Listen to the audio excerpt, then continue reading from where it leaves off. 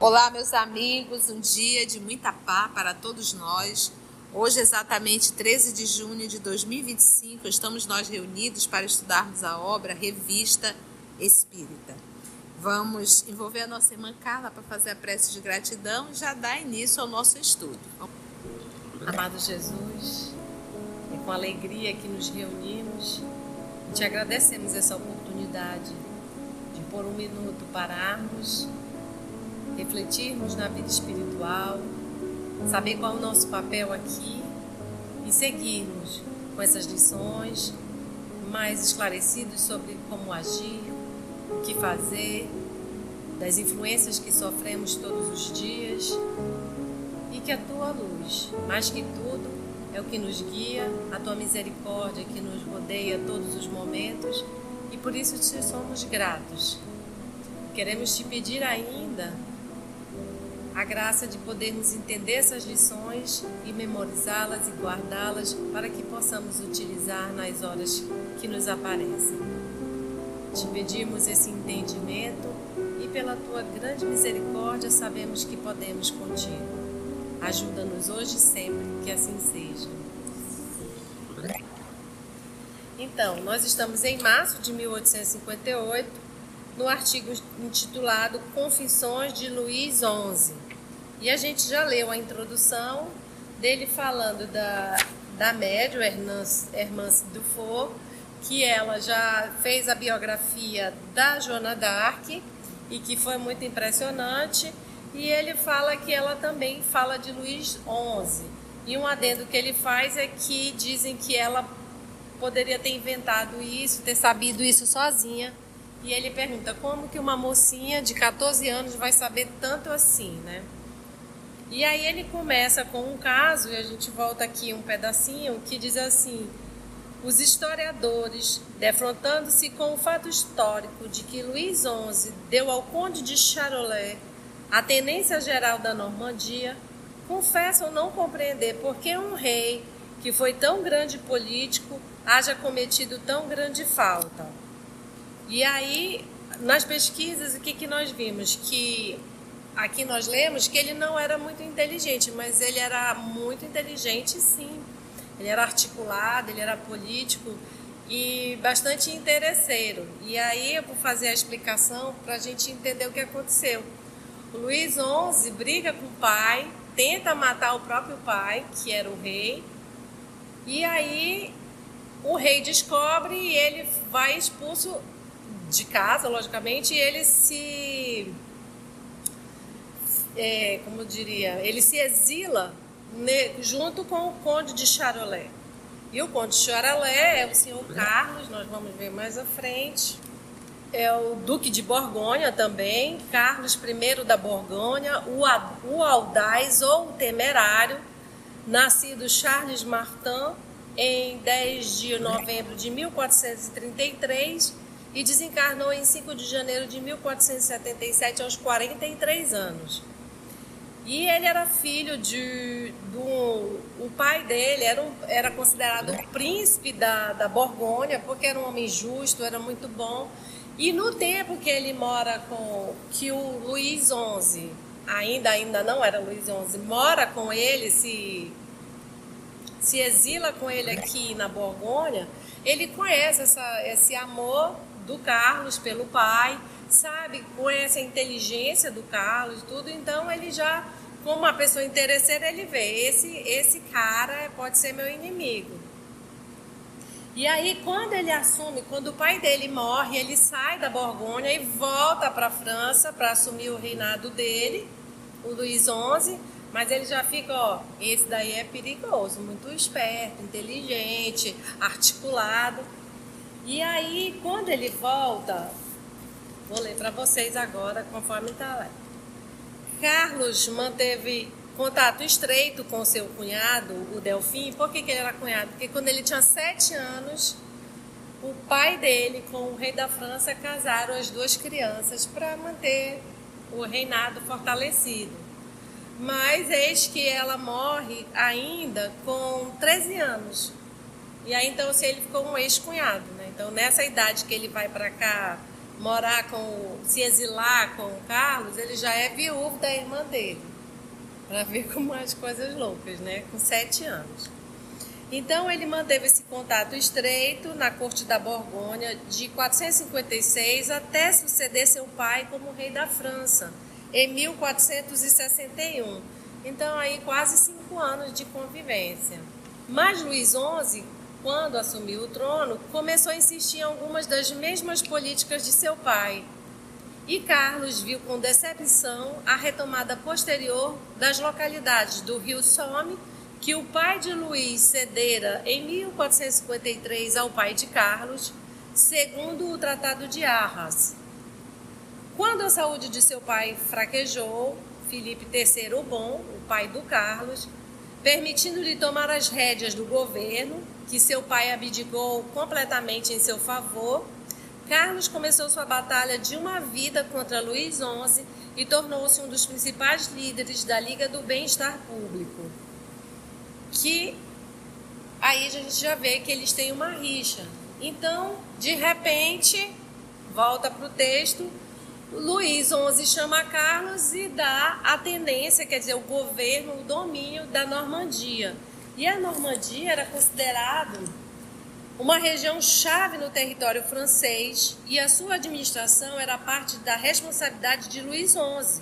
Era uma região importante devido à sua localização estratégica, com acesso ao Canal da Mancha, a um porto importante, o Porto de Rouen. A região tinha uma economia forte, com produção agrícola, pesca e comércio. E aí ele deu esse ducado da Normandia para o conde de Charolais. E aí todo mundo disse o que deu na cabeça dele. Virou e aí volta para cá, para a Revista Espírita e a Hermance do Fogo com a obra da vida dele. E ele fala assim: as explicações dadas por Luís XI são difíceis de contradizer, visto estarem confirmadas por 3 episódios de todos conhecidos. Então, o que ela diz, o que ela vai contar aqui, né, a Hernance, nessa psicografia, pelo próprio Luís XI, ele diz que não dá para dizer que não é verdade, porque 3 fatos aconteceram. Essa conspiração de Constant, a viagem do conde de Charolais, em seguida a execução do culpado e por fim, a obtenção desse príncipe, o príncipe Carlos, que ele era conhecido como príncipe lá da Borgonha, da tenência geral da Normandia. Então, houve uma conspiração de Constant, porque fatos históricos mostram que esse Constant foi executado, teve um julgamento, foi executado, então assim, um fato histórico. Depois que esse moço, o Constant, que conforme nós vamos ver, morre, o conde de Charolais vai direto para Paris enfrentar o Luís XI. Mas ninguém sabe que ele vai enfrentar, né? Ele só viaja logo após a execução do culpado dessa conspiração, ele viaja. Então, fatos que foram notados, porque ele era o duque da Borgonha, da Normandia. Então, o que ele está fazendo em Paris foi fato notório. E logo depois ele se torna o duque da Normandia. Então, são fatos que aconteceram e é comprovado por todo mundo. E aí ela vai contar agora as palavras de Luís XI pelas mãos de Hermance. Então, 3 fatos, né? A conspiração de Constant, a viagem do conde de Charolais, em seguida a execução do culpado e, enfim, a obtenção por esse príncipe da tenência geral da Normandia, província que reunia os estados do Duque de Borgonha, inimigos sempre ligados contra Luís XI. Luís XI assim se exprime, e aí abre aspas para... A partir de agora é ele. É ele mesmo, por Hermance. O conde de Charolais foi gratificado com a tenência geral da Normandia e com uma pensão de 36.000 libras. Era grande imprudência aumentar dessa forma o poder da Casa de Borgonha. Embora essa digressão nos afaste da sequência dos negócios da Inglaterra, creio dever indicar os motivos que me fizeram agir assim. Qual é o ano, Carlinha? Só para o ano que ele faz isso? Que ele desencarnou, o período dele? Ele desencarnou em 1483. Ou seja, ele está contando uma história de 400 anos atrás. De 400 anos atrás. Um detalhe que, pela minha pesquisa, ninguém sabe o que fez ele dar essa... Até 1858, não se sabia por que ele tinha feito isso. Ficou uma incógnita na história. Porque até nas pesquisas, a explicação é a da hernança. E que tudo leva a crer que seja por causa dos fatos que confirmam. E ficou assim, como que ele ia dar essa localidade de poder para o Carlos, para o Conde de Charolais? Uma vez que eles tinham uma treta, então assim, até nas pesquisas a explicação é essa da irmã. Uma interrogação? Ou bate com essa da irmã? Bate com a da irmã? Não, é a da própria irmã. Inclusive eles falam, segundo a revista Espírita, uma psicografia com a médium irmã. Foi por isso. Uhum. E não estava pesquisando em nada espírita, estava procurando fatos históricos. E aí fica essa incógnita, por que mesmo que ele deu esse ducado da Normandia, então, ninguém sabe. Perante a ciência histórica, não se sabe. Não, o que se não tem confirmar, tem hipóteses que possa ser. O que se tem mais claro, vamos dizer assim, é o da psicografia de Hermance. É da psicografia de Hermance. Então vamos saber, fofoca do além agora. Adorei, viu? Algum tempo depois do seu retorno dos Países Baixos, o Duque Filipe de Borgonha tinha caído gravemente enfermo. É o pai do Carlos. O Conde de Charolais amava verdadeiramente seu pai, apesar dos desgostos que lhe havia causado, porque ele queria casar com uma inglesa e o pai disse não, tem que casar com outra, e ele obedeceu. É verdade que seu caráter ardente, impetuoso e, sobretudo, minhas pérfidas insinuações poderiam desculpá-lo. Cuida dele com uma afeição toda filial e não deixa, nem de dia nem de noite, a cabeceira do seu leito. Ou seja, bem diferente dele, que tentou até matar o próprio pai, né? O perigo do velho duque me levara a sérias reflexões. Eu odiava o conde e acreditava ter tudo a temer dele.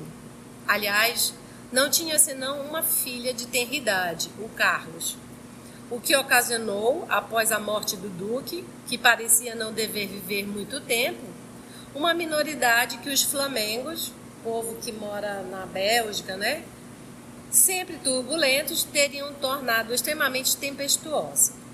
Eu poderia ter me apoderado facilmente, se não de todos os bens da Casa de Borgonha, ao menos de uma parte, seja disfarçando essa usurpação com uma aliança, seja lhe deixando tudo quanto a força tem de mais odioso. Havia mais razões do que era preciso para mandar envenenar o Conde de Charolais. A ideia de um crime, aliás, não me chocava mais. Para quem já tinha mandado matar o pai, o que era o Conde de Charolais, né? Então, aqui ele diz, eu tinha razões demais para envenenar o Conde. Consegui seduzir o copeiro do príncipe, Jean Constant, daí a conspiração de Constant. A Itália, de algum modo, era o laboratório dos envenenadores. Foi para lá que Constant enviou Jean de Vie, que havia conquistado graças a uma soma considerável, a qual deveria ser-lhe paga quando retornasse. E Vie quis saber a quem se destinava o veneno. O copeiro teve a imprudência de confessar que era para o Conde de Charolais. Depois de ter dado conta de sua tarefa, Jean de Vie, apresentou-se para receber a importância prometida. Mas, longe de lhe apagar, Constant o cobriu de injúrias. Furioso com essa recepção, de Vie jurou vingar-se. Foi encontrar-se com o Conde de Charolais, confessando-lhe tudo o que sabia. Gente, fiquei impressionada com os fatos de hoje, tá? Um tal de conta, o que foi. Aí eu disse, meu Deus, somos nós. Não mudou nada. É. Foi encontrar-se com o Conde de Charolais, confessando-lhe tudo o que sabia. Constant foi preso e conduzido ao castelo de Ripemont. Lembrando que Carlos tinha a alcunha de audaz ou temerário. Pobre Constant. Então Constant foi preso e conduzido ao castelo de Ripemont. O medo da tortura o fez confessar tudo, exceto minha cumplicidade. Lembrando que quem está contando é o Luís XI. Talvez esperando que eu intercedesse por ele. Já se achava no alto da torre, local destinado ao suplício, e já se preparavam para o decapitar, quando externou o desejo de falar ao conde.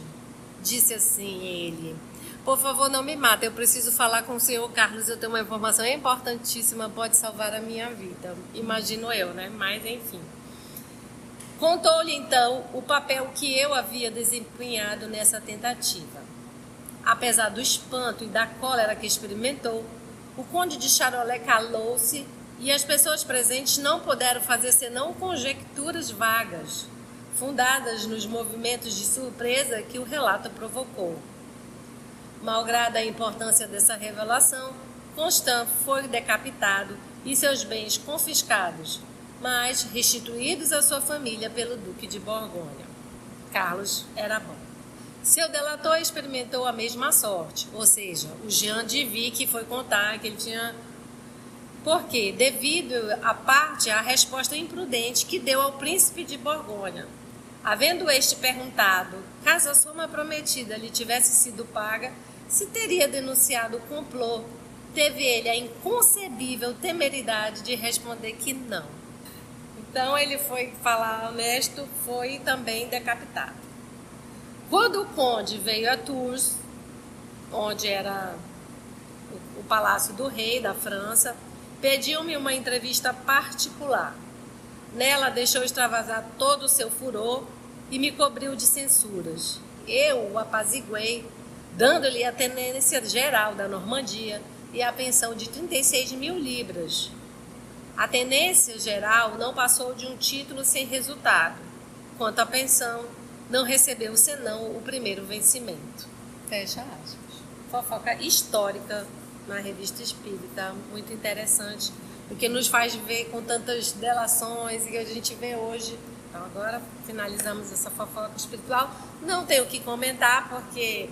Mas é interessante, porque é uma psicografia de 400 anos atrás, contando uma história que ficou uma interrogação na história, né, na parte histórica. E são detalhes que é tipo assim, não tem como confirmar também. Mas pode ter muita veracidade. Mas né? tem muita veracidade, até porque traz detalhes, né? Então isso ocorria justamente para comprovar a existência e a sobrevivência do espírito. Talvez por isso tenha sido permitido. É fofoca do além? Pode ser, mas ele tem um propósito. Um propósito de o quê? Confirmar a comunicabilidade, a veracidade, as particularidades. E até porque nesse momento já não muda mais nada. 400 anos já se passaram, não tem como dar reviravolta na vida de ninguém mais, né? Não é algo contemporâneo. Então, vamos ver agora. A fatalidade e os pressentimentos. Instruções dadas por São Luís. É interessante esse termo agora, falando da fatalidade, porque nós tivemos um acidente ontem na Índia, né?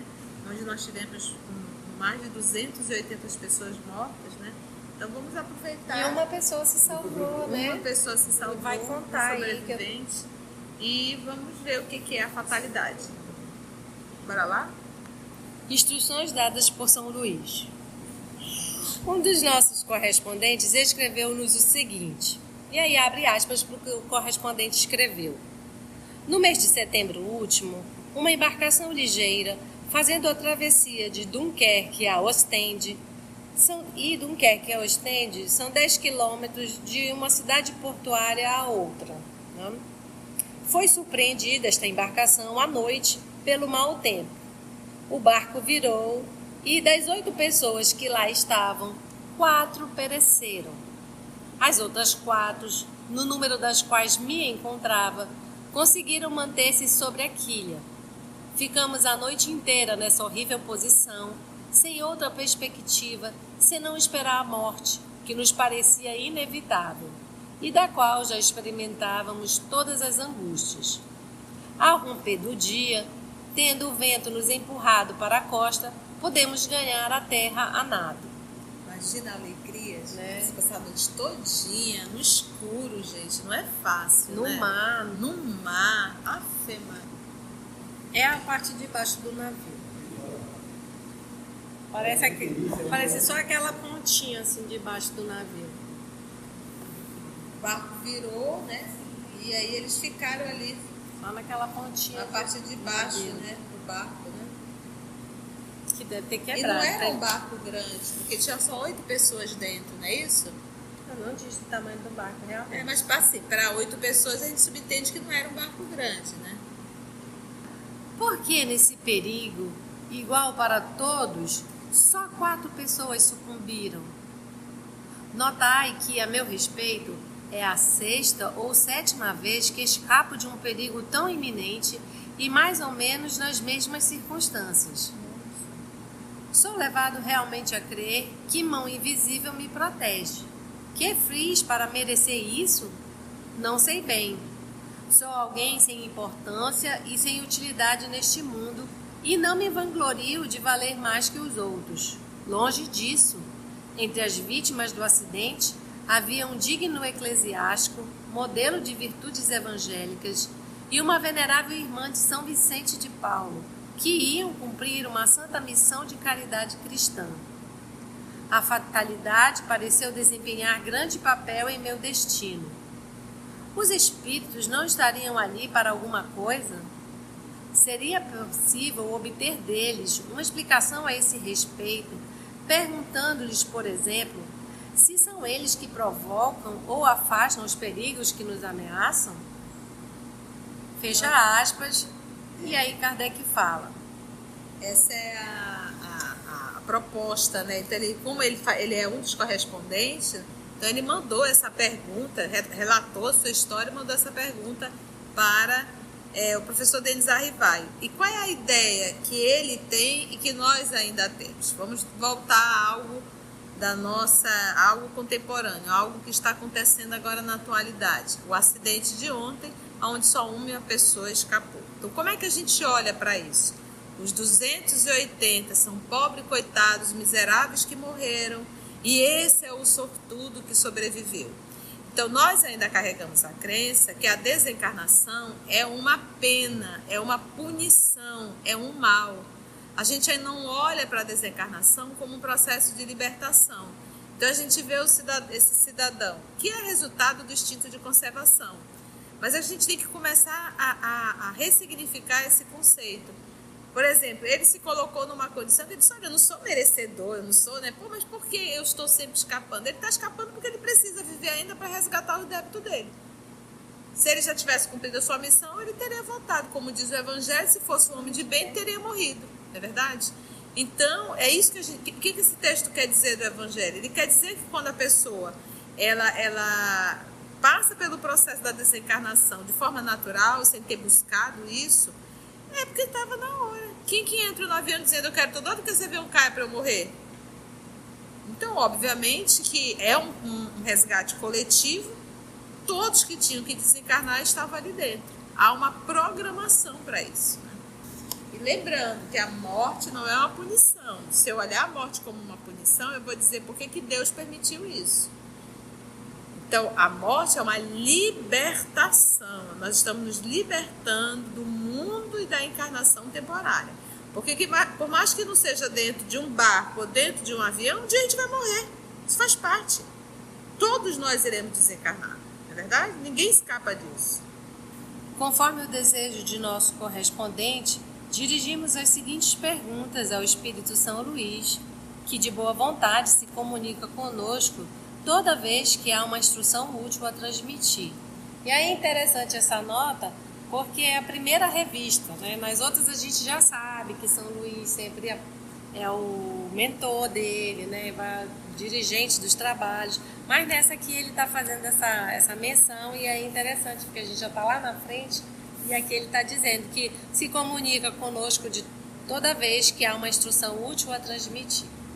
E o nosso irmão Augusto irá nos ajudar na leitura, fazendo a voz de São Luís, E a nossa irmã Carla irá fazendo as perguntas como se fosse o próprio Kardec. Vamos lá? Quando um perigo iminente ameaça alguém, é um espírito que dirige o perigo? E quando dele escapa, é outro espírito que o afasta? Quando o espírito se encarna, escolhe uma prova. Elegendo-a, estabelece-se uma espécie de destino que não pode mais conjurar, uma vez que a ele está submetido. Falo das provas físicas. Conservando seu livre-arbítrio sobre o bem e o mal, o espírito é sempre senhor de suportar ou de repelir a prova. Vendo-o fraquejar, um espírito bom pode vir em seu auxílio, mas não pode influir sobre ele de maneira a dominar sua vontade. Um espírito mau, isto é, inferior, mostrando-lhe ou exagerando um perigo físico, pode abalá-lo e apavorá-lo, mas nem por isso a vontade do espírito encarnado fica menos livre de qualquer entrave. É uma resposta muito inteligente de São Luís e que merece realmente ser ticada. Então, vamos ticar um pouquinho, Carlos, se me permite?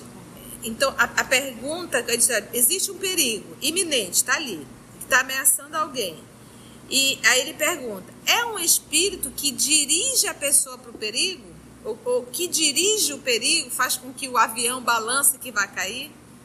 E quando a pessoa escapa, é um outro espírito que afasta? Ou seja, um espírito provoca o acidente e um outro espírito ajuda a pessoa a se libertar? Essa é a pergunta que Kardec fez. Aí ele diz que quando um espírito se encarna, nós, no caso que estamos encarnados, escolhe uma prova. E o que acontece? Quando a gente está vivendo uma prova, e a prova é o momento da dificuldade, é o momento do desafio, você pode sucumbir, você pode se corromper, inclusive. Pensa aquele dia que tu está sem um tostão no bolso, que tu está passando uma situação difícil, aí chega aquela proposta indecorosa para ti. Tu pode cair. Então, a vida te conduziu para que você, inclusive, solicitou, porque você precisa passar por essa prova. A prova, ela não é só a dificuldade. A prova, ela é a dificuldade, e aí qual é o resultado? Ou eu sucumbo, ou eu acabo, ou sucumbir, ou acabo tendo êxito. Ou eu sucumbo, ou eu tenho êxito, ou eu posso mudar totalmente esse processo da prova arrumando uma expiação. Então, o Tássio está trazendo um caso de alguém que chegou no Rio de Janeiro, que foi assaltado, ficou sem dinheiro, estava com fome, sozinho, e aí chegou um senhor idoso próximo e abriu a carteira cheia de dinheiro. Ele disse que a primeira veio o ímpeto, vou roubar esse homem, né? Porque me roubaram, vou roubar para eu poder me alimentar. Mas ele resistiu. Então, ou seja, foi uma prova, um momento muito difícil, e nessa prova a gente pode acabar arrumando um processo expiatório, tendo atitudes equivocadas.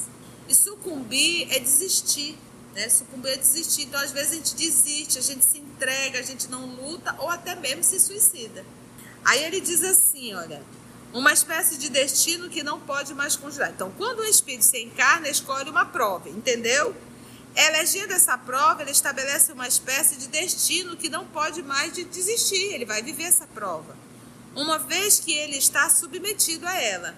Falo das provas físicas. Esse exemplo que você trouxe é uma prova física, né? Conservando seu livre-arbítrio sobre o bem ou o mal, ele não poderia decidir pegar o dinheirinho do idoso ou não? O bem e o mal. O espírito é sempre senhor de suportar ou de repelir a prova. Eu posso desistir de tudo, chutar o pau da barraca e fazer coisas assim para dar jeito. A prova veio e o livre-arbítrio atuou, porque a prova ela está para me ensinar, né? É a hora da provação. E eu posso sucumbir, eu posso desistir de tudo, me entregar, ou eu posso dizer, não, apareceu uma forma aqui, não, mas afinal de contas eu estou precisando, né? Quantas propostas não chegaram para o Chico nos momentos mais difíceis dele financeiro? E é interessante que essas propostas indecorosas, elas chegam exatamente no momento que tu mais está precisando. Dando um exemplo financeiro, né? Muitas vezes as pessoas dizem, não, é só hoje, eu só vou fazer hoje, só dessa vez, porque eu estou precisando muito, quando vê, já está até... Relação, a vida de relação. Você está aqui vivendo aquele momento difícil do casamento, que tá aquela coisa difícil. Lá me aparece o cãozinho, né? Tu diz pronto. Aí qual é a tua probabilidade? Abandonar o casamento para ir viver essa aventura. Então é isso que a gente tem que entender. A prova, ela é o momento mais difícil e que abre uma bifurcação na vida da gente. O sacrifício ou atender os meus caprichos. E a prova sempre vem. A escolha é que é livre. A escolha é livre. Repelir a prova. Vendo-a fraquejar, né? Vendo-o fraquejar, um espírito bom pode vir em seu auxílio, mas não pode influir sobre ele de maneira a dominar sua vontade. Um espírito bom, ele vem nos auxiliar, mas ele não vem impor-se. Porque todos os espíritos nobres respeitam livre-arbítrio. Por que respeitam o livre-arbítrio? Porque eles querem que a gente precisa aprender. E pela imposição ninguém aprende. Eu preciso aprender a lição. Por isso é que prova você faz sozinho numa sala e você tem que estar ali, você não pode colar. Para você saber se você realmente aprendeu a lição. Mas é você que tem que viver. Se vier alguém para interferir, você já não teve autonomia sobre aquela prova. Pode vir esse auxílio, mas não pode influir sobre ele de maneira a dominar a sua vontade. Um espírito mau, isto é, inferior, mostrando-lhe ou exagerando um perigo físico, o que ele faz? Pode abalá-lo, apavorá-lo, mas nem por isso a vontade do espírito encarnado fica menos livre do que qualquer entrave. Ou seja, eu estou passando por uma prova, um espírito pode chegar, um espírito mau, e fazer tocar mais terror ainda, me desesperar o medo, a insegurança, o abandono e o desespero. Ele diz, ainda que esse espírito faça isso, eu terei o livre-arbítrio para escolher se me desespero ou se desperta em minha fé. Tá muito bom. Tá muito bom. Temos mais curiosidades sobre fatalidades e pressentimentos, mas cenas do próximo capítulo. No nosso próximo estudo, continuaremos com as perguntas de Kardec para São Luís sobre isso. Se você chegou até aqui o final, deixa seu comentário. É muito importante a gente poder ler o teu comentário. Não esqueça de curtir para que possa divulgar a página. Dá o seu like, né? E, se possível, faça a sua inscrição no nosso canal e toca o sininho. Porque quando você toca o sininho, o YouTube avisa para você quando o EOS publicar um novo estudo. Então, receba um grande abraço da família EOS Manaus. E agradecemos ao nosso Senhor Jesus, aos amigos espirituais, a oportunidade de estudo, trabalho e encontro. E até o próximo estudo, se Deus assim permitir. EOS Manaus. Estudando para servir ao Cristo. Visite nosso site em www.eosmanaus.org. No YouTube, procure o canal EOS Manaus. Participe do nosso grupo no Facebook. No Instagram somos @EOS Manaus. Escute e estude na Rádio Manaus de Estudos Espíritas. Estamos, também, em diversas plataformas de áudio. Procure EOS Manaus, no seu aplicativo preferido. EOS Manaus. Estudando para servir ao Cristo.